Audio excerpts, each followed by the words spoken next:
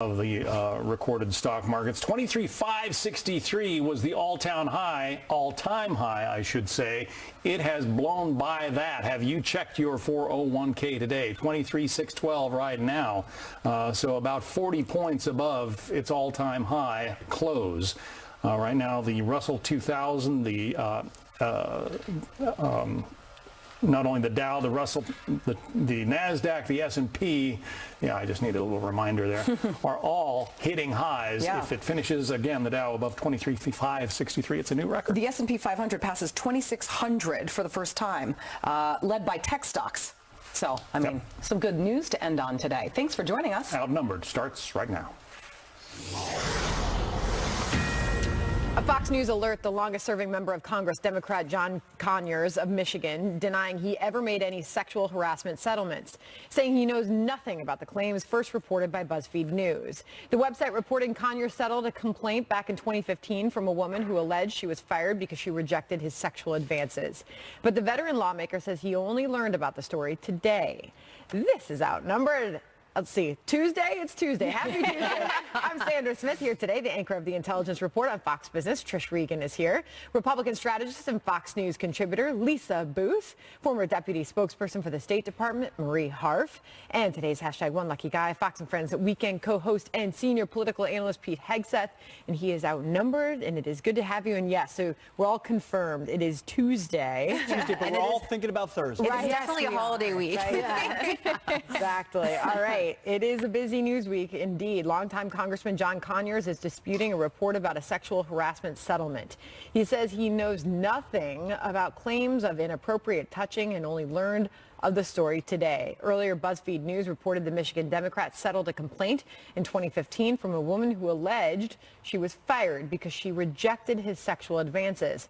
It says his office paid her over $27,000 to settle the complaint under a confidentiality agreement. The 88-year-old Conyers is the top Democrat on the House Judiciary Committee and the longest-serving current member of the House. And Conyers is not the only one in the spotlight.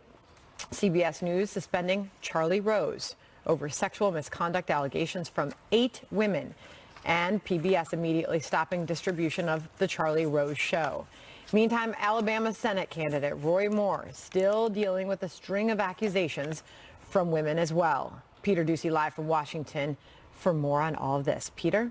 Sandra, the Democratic congressman accused of settling a sexual harassment case in that BuzzFeed article, John Conyers, just answered his door in Detroit and told an Associated Press reporter who was knocking that he doesn't know anything about a sexual harassment complaint by a staffer or a settlement. The former Speaker of the House, John Boehner, says he didn't know anything about this either. The current House Speaker, Paul Ryan, says this report is extremely troubling. And House Democratic Leader Nancy Pelosi, when asked if she knows anything about Conyers settling a suit, says this: no, the current process includes the signing of non-disclosure agreements by the parties involved. Congresswoman Jackie Speer has introduced legislation that will provide much-needed transparency on these agreements and make other critical reforms. I strongly support her efforts.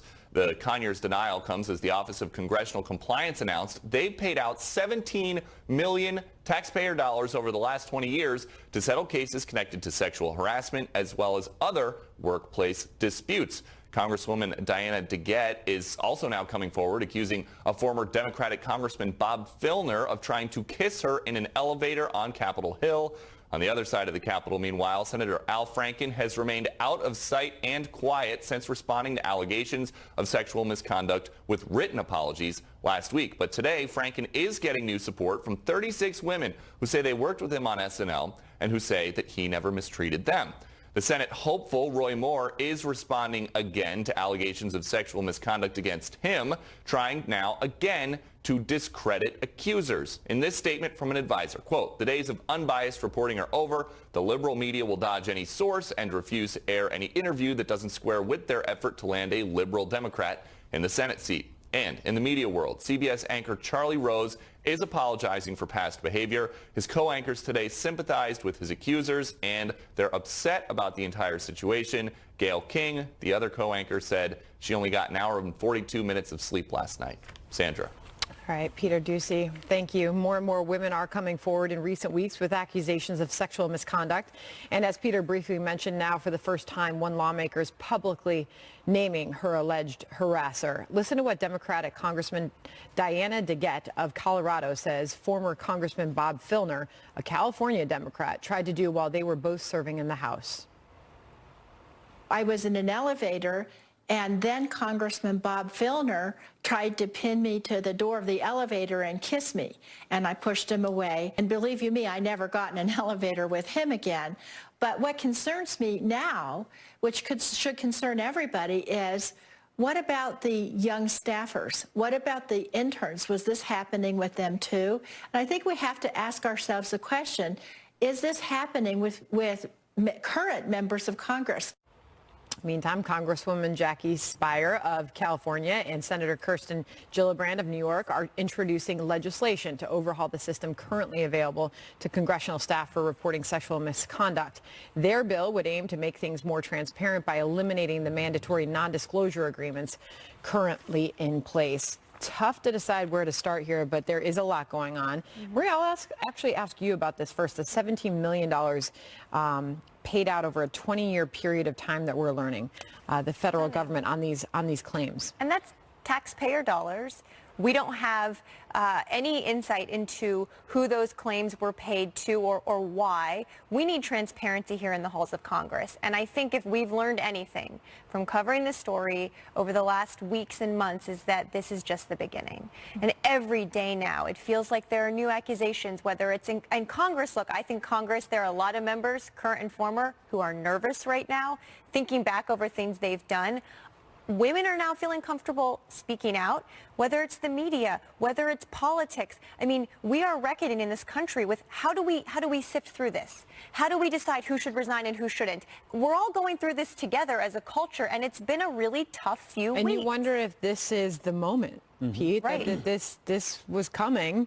Here we are. Is this a step in the right direction? I think it is, and I think it's poignant that Conyers is the longest-serving congressman, right? It's sort of the old guard, right? Is the first in the beginning of what probably is even more. Not probably. You talk to Hill staffers. There's an understanding that a lot more is coming here. Absolutely.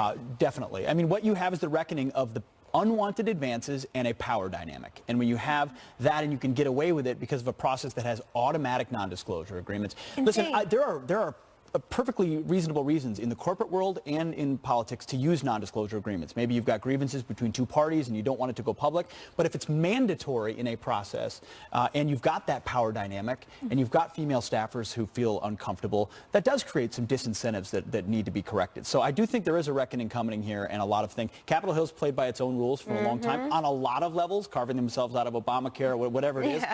They don't get to carve themselves out. And we are starting to see measures taken in the halls of Congress. I mean, announcements that there will be mandatory training on identifying sexual harassment. What is sexual harassment? Trish. Kind of amazing that you need that, right? Sometimes it just should boil down to human decency and what is the right thing to do. And, you know, if a woman is not responding to your advances, you know, do you continue that? I mean, no. But, you know, it's important, you know, as a mother of two daughters, too, I think about it in their future.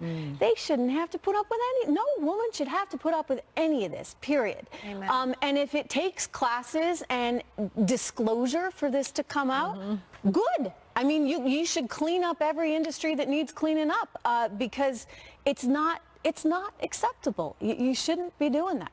Well, the crux of this for me is the fact that that $17 million is our money. It's taxpayer money, and there doesn't seem to be anyone, including leadership, that had any idea that all of this stuff was going on. So that's the issue here, is the fact that this is our money, so we deserve transparency in the way that that is being spent. Sure.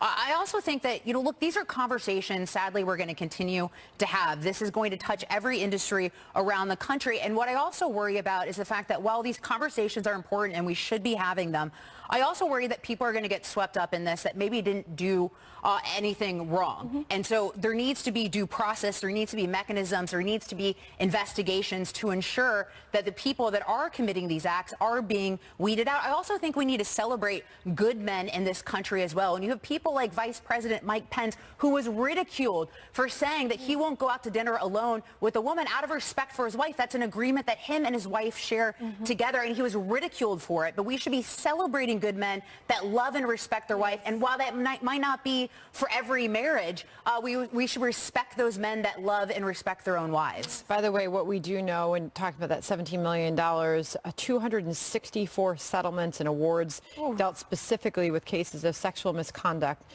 brought by legislative branch employees. Some of the cases, they went on to say, may involve violations of multiple statutes. I think Lisa raises a great point. You have to take each one on a case-by-case basis. A lot of the ones we're seeing right now are the most egregious, obvious, forcing time and time again the power dynamic. What you don't want is a situation where there's a really ambiguous situation. Did it happen? Did it not happen? Was it consensual? Was it not? That kind of thing. But then it gets tried in the court of public opinion, and that person could be tarred or not tarred, even though the facts may or may not be so there. you could run into a Salem witch trial kind of thing. You got to get it right, because this is so serious, and you can't have that. But at the same time, I think we also have to make sure we're careful with the way we report it and talk about it. And that's incumbent upon institutions as well to make sure that they are doing their own reviews. They are, looking at this very carefully and making sure that accusations are accurate, and they're taking the proper recourse. All right, another Fox News alert for you. Voters heading to the polls 3 weeks from today in Alabama's special election to elect a new senator. This as the White House says President Trump's position has not changed on Republican candidate Roy Moore, who stands accused of improper behavior and sexual conduct with teens. The White House saying Alabama voters should decide his fate. Press Secretary Sarah Sanders. Obviously, the president wants people, both in the House and the Senate, that support his agenda. But as I've said, and as the Hatch Act prohibits me from going any further, we certainly think that this is something that the people of Alabama should decide. Meantime, Republican Senator Lindsey Graham says Moore's candidacy could sink the Republican agenda. We're about to give away a seat that can determine the future of Trump's agenda. And I hope the good people of Alabama on the Republican side will try to find a way to pick a nominee that can represent the conservative cause in an effective way. Senator Graham also says he's in favor of a maneuver that would trigger a new special election.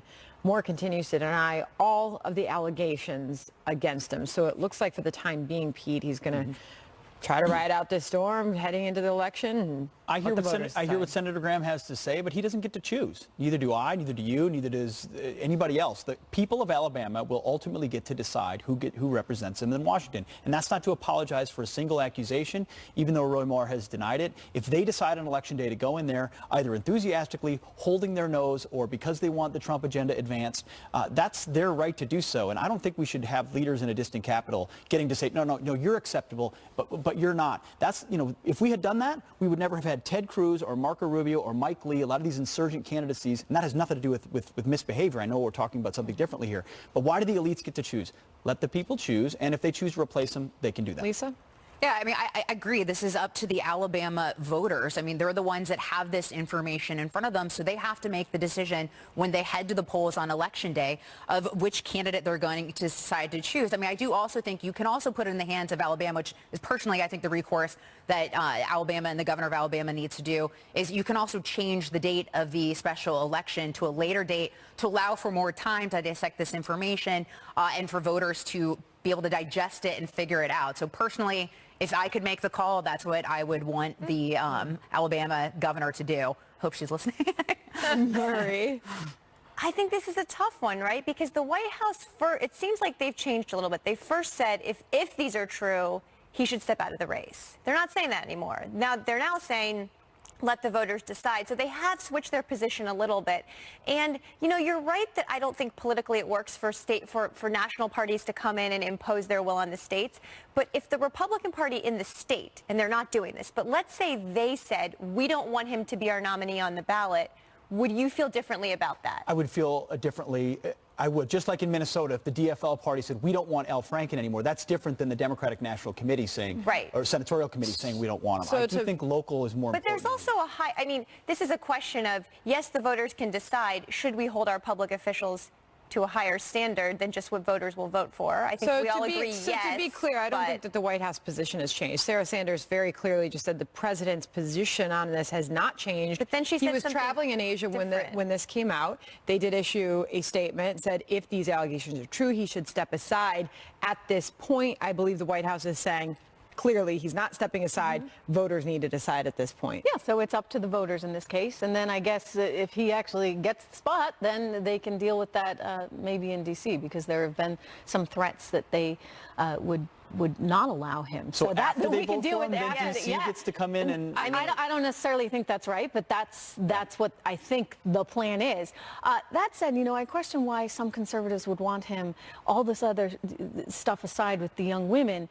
He has not really been someone who's upheld the Constitution in his career.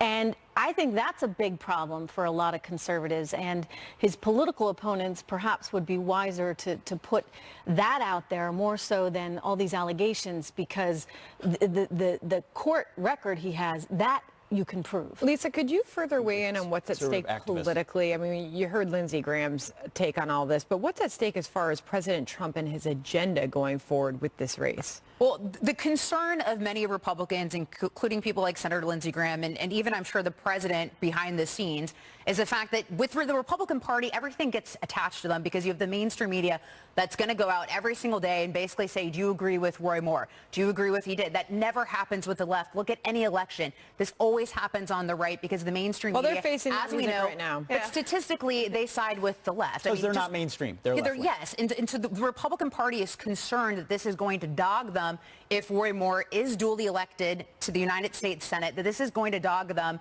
every single day, that reporters are going to come up to them, that this is all that is going to be written about, and it's going to suck up all the auction and make it very, very difficult to concentrate on things like tax reform and some of these other, agenda items. So I think that is the concern that they're looking at. Ooh, all right. President Trump stepping up his pressure campaign on North Korea, naming it a state sponsor of terror. Whether this will help curb the rogue regime's nuclear aggression. Plus, administration officials firing back after a federal judge slams the door on the president's attempt to cut funding to sanctuary cities. Why the White House is still confident it will win this legal battle.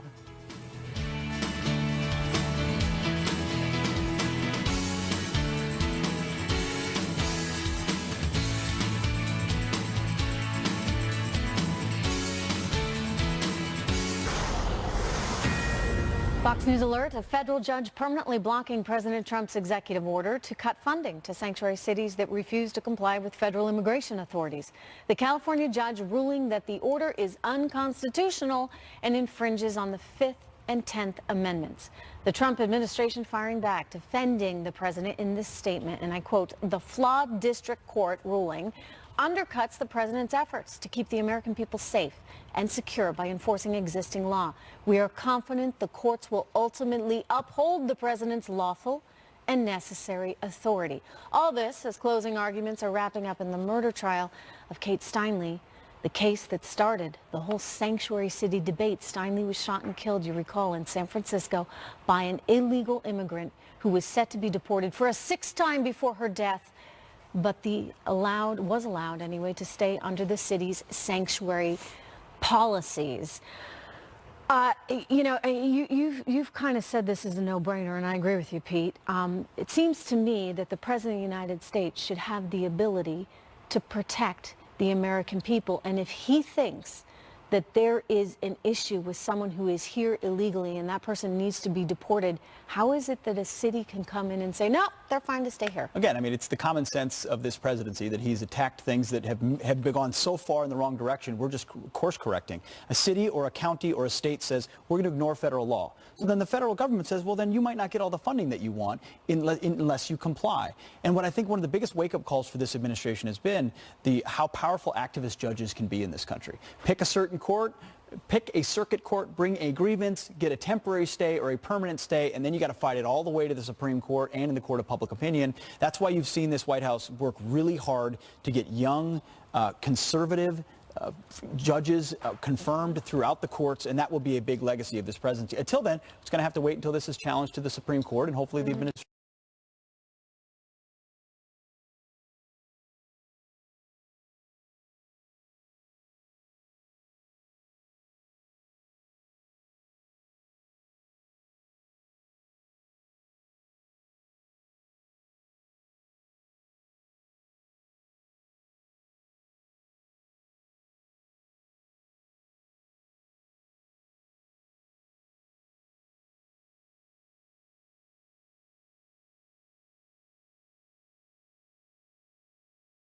We don't want to be fighting this out in the courts. We don't want cities to be operating on federal law different rules. trump this? No pun intended, Lisa. I mean, like, if the federal government's saying one thing, how as a city do you come along and say something entirely different and then still expect to be receiving federal funding? Well, exactly. And I also think that it's incredibly disheartening at a time where the Kate Steinle case is ongoing right now. And you look at someone like Jim Steinle, who lost his daughter to an illegal immigrant who was never supposed to be here in the first place, that was supposed to be deported for the 6th time. So a horrible case from someone who wasn't even supposed to be here. And in regarding the judicial aspect of this as well, you know, President Trump has been criticized for his judicial blitz and trying to reshape the federal court system, which is positive, to try to, you know, change it in a more conservative bent. We also saw the confirmation, obviously, of Supreme Court Justice Neil Gorsuch, which is a positive thing for conservatives as well. But to Marie's point also, this is going to be a heavily litigated presidency, just like with President Obama. We're going to continuously see his policies be put to test in the court system. But is that just obstructionist? Are they just trying to make it difficult for this administration? Because it doesn't feel to me like you're asking for the moon if you say we have laws here and we have borders here in our country, and everyone needs to respect those laws and our borders. I just wonder, like, if you were to bring this conversation back to a very basic and simple level, Maria, about sanctuary cities. I spoke, Bill and I had Marsha Blackburn on the America's Newsroom earlier, and she was adamant, not only we need this. This is essential, this crackdown from the president on these sanctuary cities in this country right now. And I just wonder how you respond to situations like we're seeing in Chicago and some of these cities that are dealing with really, really tragic, violent, you know, their current state is not good. And you've got Rahm Emanuel promising residents of that city, you are safe here, telling illegal immigrants, you are safe here. I mean, how do you address just the problem that is sanctuary cities right now? I think it's a challenge because in some of these cities you have police forces and law enforcement who will say, we need even illegal immigrants to feel comfortable speaking out when they're trying to report crimes that are committed. So you have police forces and some, now liberals have taken that and run with it. Of course. But it is a fact that some police forces say, wait a second, we don't love the concept of sanctuary cities writ large, but we need to find a way for even illegal immigrants to be able to report crimes in their community. Both sides of the political aisle go to their corners in this and prevent someone, like you said, Sandra, or what Trish said, from actually using common sense and meeting in the middle. That's where we need to be. I would note that the illegal immigrant reporting it is already illegal.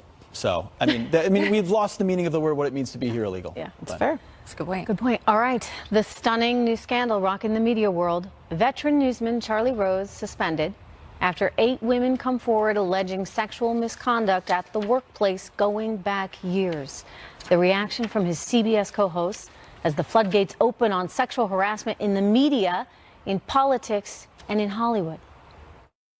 This is a moment that demands a frank and honest assessment about where we stand and, more generally, the safety of women.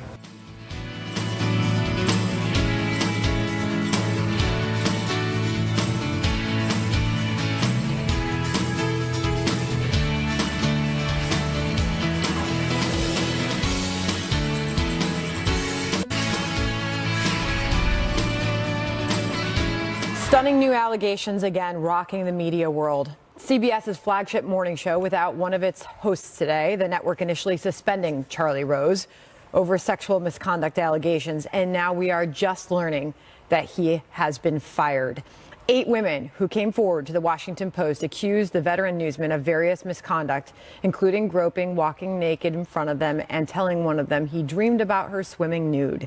The women, ranging in ages from 21 to 37, were employees or sought to work for Rose at the Charlie Rose Show, which airs on PBS. Says a former assistant, quote, "It has taken 10 years and a fierce moment of cultural reckoning for me to understand these moments for what they were. He was a sexual predator, and I was his victim." In a statement, Rose says in part, quote, "It is essential that these women know I hear them and that I deeply apologize for my inappropriate behavior. I am greatly embarrassed. I have behaved insensitively at times, and I accept responsibility for that, though I do not believe that all these allegations are accurate. I always felt that I was pursuing shared feelings, even though I now realize I was mistaken." Meantime, it made for a remarkable and emotional moment when Rose's female co-host tackled the controversy head on at the start of today's show. Watch. This is a moment that demands a frank and honest assessment about where we stand and more generally the safety of women. Let me be very clear. There is no excuse for this alleged behavior. It is systematic and pervasive. And I've been doing a lot of listening, and I'm going to continue to do that. Charlie does not get a pass here. He doesn't get a pass from anyone in this room. We are all deeply affected. We are all rocked by this. And I want to echo what Nora said. I really applaud the women that speak up despite the friendship. He doesn't get a pass because I can't stop thinking about the anguish of these women. The Rose controversy arose the same day as the New York Times suspended star political reporter Glenn Thrush for an apparent pattern of hitting on and groping young female colleagues. All right, so this is just breaking. Charlie Rose now fired by CBS. I'll open that one up to you, Pete. Yeah, I mean, obviously powerful. Obviously, he's been a titan of the media world for a long time. But just like Conyers in the first segment, where we talked about folks that have been in an institution for years and maybe thought they were playing by a certain set of rules that were acceptable, again, because of the power dynamic at play. Unwanted was okay in their mind. And the day of reckoning has come. And I thought Nora O'Donnell and Gayle King handled it very well. How else do you do it other than to take it straight on? CBS saying this a short time ago. They terminated Charlie Rose, this following the revelation yesterday of extremely disturbing and intolerable behavior said to have revolved around his PBS program. Right. Wow. For me, one of the most disturbing parts of the Charlie Rose story, and we may actually hear more about this in other cases, is that his executive producer is a woman. I do not know her, but she apparently had been hearing over many years from many women, including some in the story, who said they reported to her that this behavior was happening. She, I think, released a statement last night saying she wished she'd done more. But, you know, we all talk on this couch a lot about how women need to look out for each other. We need to stick up for each other. That's a part of this story that for some reason really bothered me, that she was hearing from young women. Yeah. And apparently didn't do anything about it. How do you, I just don't understand, honestly. I mean, yes, and I think as we dissect this in the coming days and weeks, women need to do more to stick up for other women for sure in the workplace.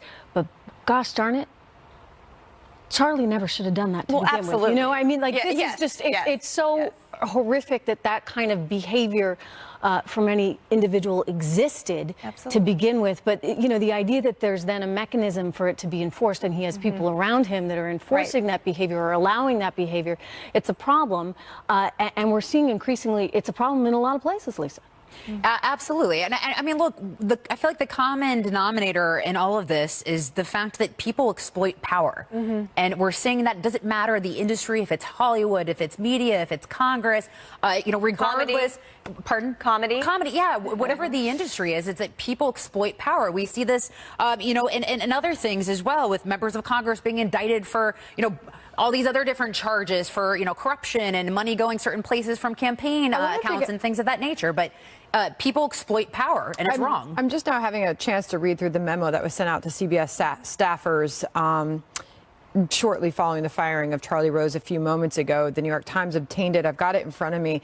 In it, towards the middle, it says, "I've often heard that things used to be different and no one may be able to correct the past, but what may have once been accepted should not ever have been acceptable." Right. Which is an interesting way to approach that. Well, I think it's this challenge we're all going through, that maybe there used to be different rules, doesn't make it okay, but we are seeing across multiple industries, as Lisa said, there were men in power who somehow felt protected, that they weren't going to get punished.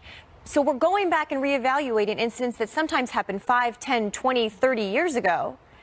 And we're looking at them in this current light of our situation and trying to make sense of all of it. So I think that's actually a really interesting line that they put in there. You know, it was, you read that article there in the Washington Post. I mean, the idea that producers were coming over his apartment, that he's taking showers. I mean, I said with the Harvey Weinstein story, well, why would you go to someone's hotel room for a job interview or for a meeting? That just seems weird.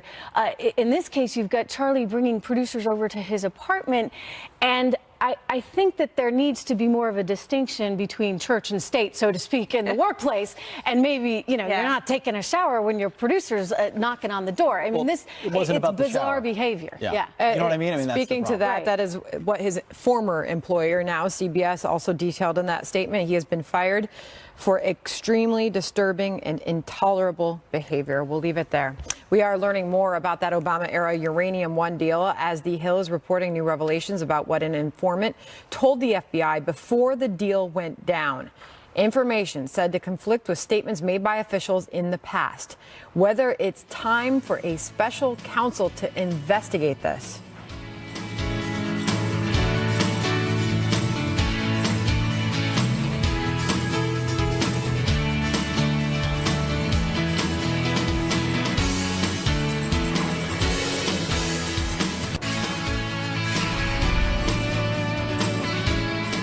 Justice Department officials are going to brief lawmakers on the Obama-era Uranium One deal next week.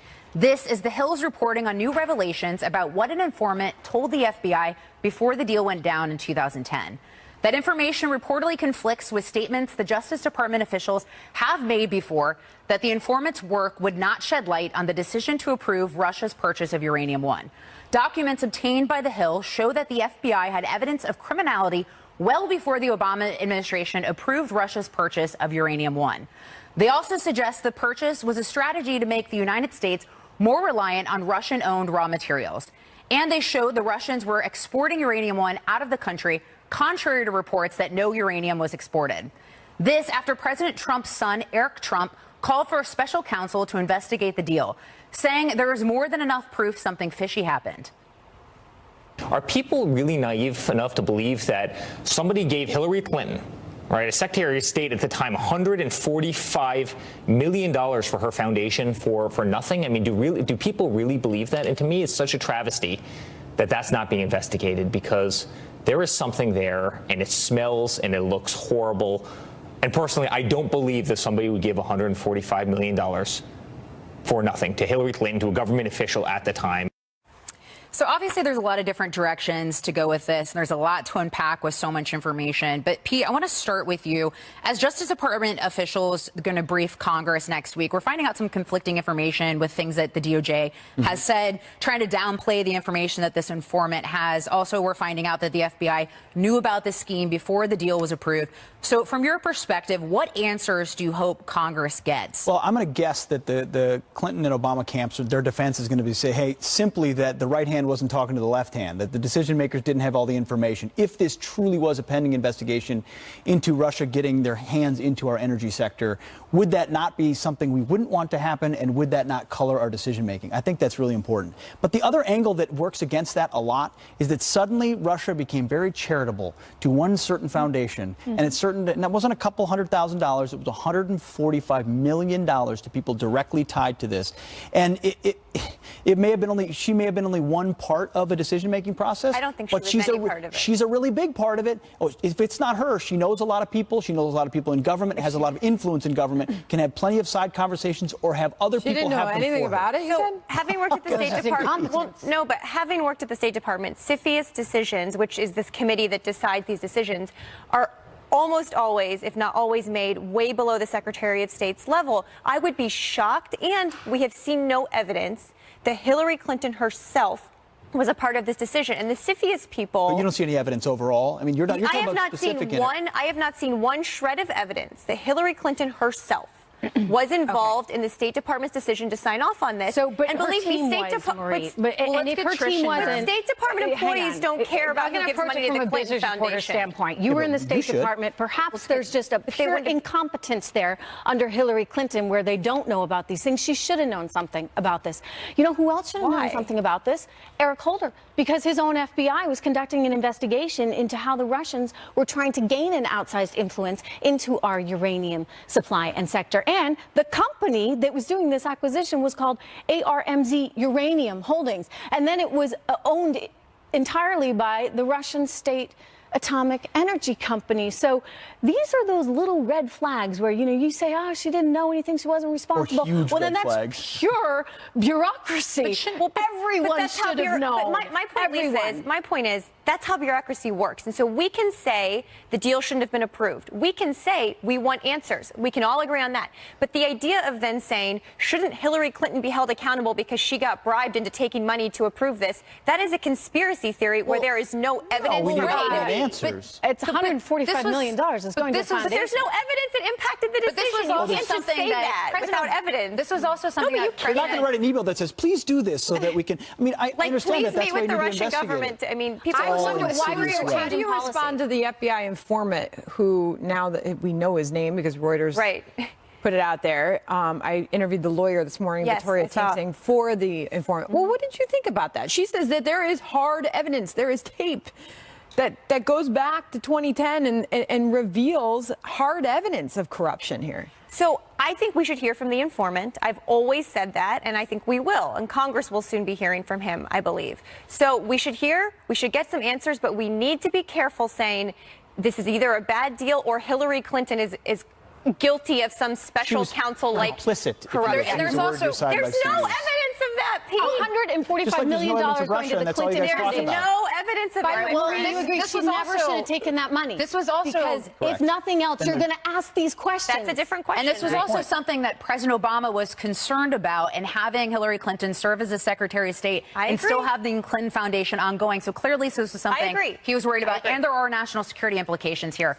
But moving on, President Trump's big move to get North Korea to abandon its nuclear program. Will it work? And does it step up pressure on China? We'll debate. You're going to want to watch.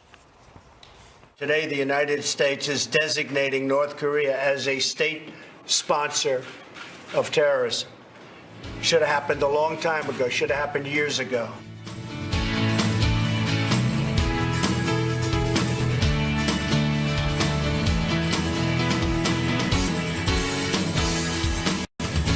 If you're the spouse. More Outnumbered in just a moment, but first we have to touch base with Melissa Francis, heading up to the mezzanine. She's in for Harris. What's coming up on Outnumbered Overtime? Hey, Melissa. Thanks, Sandra. So we will have reaction to the breaking news that Charlie Rose was fired by CBS over sexual misconduct allegations, and a judge blocks President Trump's order to cut funding from sanctuary cities just as closing arguments wrap up in the murder case that set off the sanctuary cities debate in the first place. Can the administration win an appeal in the nation's most notorious liberal court? That and more on OT at the top of the hour. Sandra. All right, Melissa, we will be watching. Thank you. All right, well, the White House making another big move against North Korea. President Trump officially redesignating North Korea as a state sponsor of terror for the first time since 2008. A decision aimed at stepping up pressure on the regime to abandon its nuclear program. We're waiting to hear what sanctions go with the redesignation. North Korea joins Iran, Sudan, and Syria on the list. Secretary of State Rex Tillerson suggesting the move will further limit business for the regime and send a message to North Korean dictator Kim Jong-un. This just continues to tighten the pressure on the Kim regime, all with an intention to have him understand this is only going to get worse until you're ready to come and talk. All right, Pete. It's only going to get worse. When's it going to get worse enough so that they actually do denuclearize, which is the only end state that anyone ever talks about? And listen, I support this. I think this administration takes North Korea more seriously than any other previous administration in light of the threat. They don't want war. Everyone knows the implications of that, so they're trying to tighten. This is one more part of it. But until we truly change the incentives for China by playing real hardball, I mean economic trade hardball with them. All right, so it doesn't go far enough. No, it doesn't go far enough until you actually bring them to their knees. And I don't know that this does that, but it's a good step. This isn't designed to do that. I think this is a signal that's important to send, but it's not going to fundamentally change the pressure on the North Korean regime. Pete is right. China still holds the cards here. And we've also heard increasingly that as China has stopped doing some business, Russia has picked that up. So one thing I hope the president raises in his call today with Vladimir Putin is Russia's support for North Korea, which actually has increased a little bit. I'm going to put you on the spot here because of your background. Do it. But can you explain to us why did North Korea come off of that list for a while there? So George W. Bush took it off in his last year because it was designed to be sort of a carrot used to see if the North Koreans would come to the negotiating table, would start talking about possibly moving towards denuclearization, getting rid of missiles. He used it as an incentive, basically saying, we'll give you this, which in practice, it doesn't have a lot of teeth. It's the sanctions that can be applied that are actually... It's more of a disincentive than it is anything. Exactly. Right? So he was using it, as his administration was doing in the second term, to see if there could be possibility of negotiations. The North Koreans weren't interested in that. Instead, North Korea ate all the carrots and now they need a baseball bat. The leadership didn't. Their people didn't, because their people are still starving. Of course. So we'll see. I think that, again, the president went to China last week. He had very tough conversations. We will see in the medium to long term if those actually have an impact on Beijing cracking down. Do you think he purposely waited to make this announcement and designation after his trip? I think so. Okay, Lisa? Well, my concern is, you talk about denuclearization, but I mean, what incentive, how is that going to happen outside of military action? And the concern about military action is we're talking about all out war. But I mean, do we really trust that China has the will to do that? And so I mean, we can make them have the will. But I do agree that we need to be tougher with China. I think President Trump has tried to court China, has tried to build that relationship in hopes that would be fruitful. And it doesn't seem that it's going to be as fruitful as we need it to be. So perhaps we need to start sanctioning, China needs us more than we need them. We have a lot of economic power. And of course, we'd much rather lose dollars than lives. So before we escalate to military, God forbid it gets to that. We certainly have a ton of military power, but we got a ton of economic power. Let's use it on China. More Outnumbered in just a moment.